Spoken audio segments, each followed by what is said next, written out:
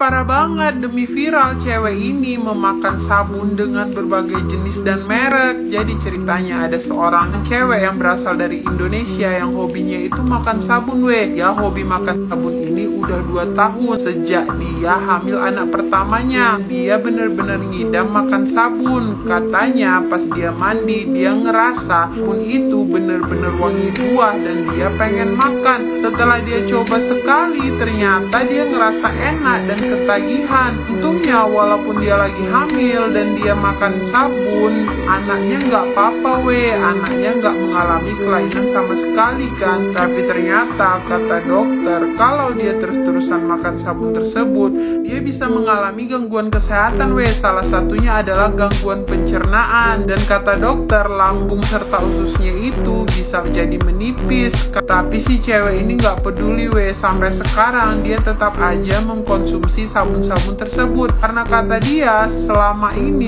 sudah 2 tahun dia makan sabun, dia tidak merasakan gejala aneh apapun di dalam tubuhnya. Walaupun dokter sudah mengingatkan, dia tetap memakan semua jenis sabun tersebut. Pria bernama Kentut ini akhirnya ganti nama. Jadi ceritanya ada seorang lelaki yang dikasih nama orang tuanya Kentut. Dari kecil dia itu suka diledekin sama teman-temannya kan, karena namanya benar-benar aneh yaitu Kentut.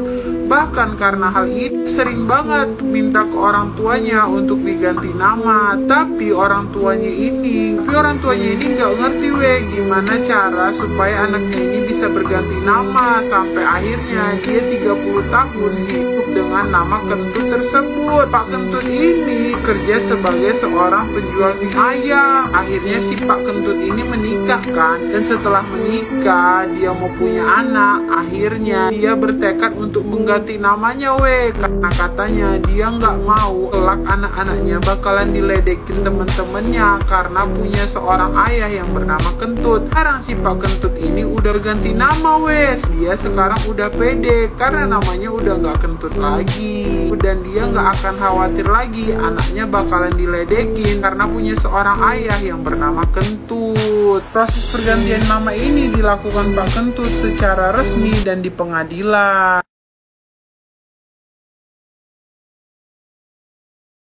Guys, parah banget. Bapak ini tinggal dan memelihara buaya selama 20 tahun di dalam rumahnya.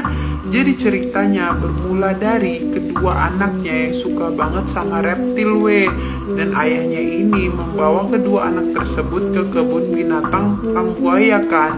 Dan di sana ayahnya ini membelikan kedua anaknya tersebut anak buaya yang masih kecil.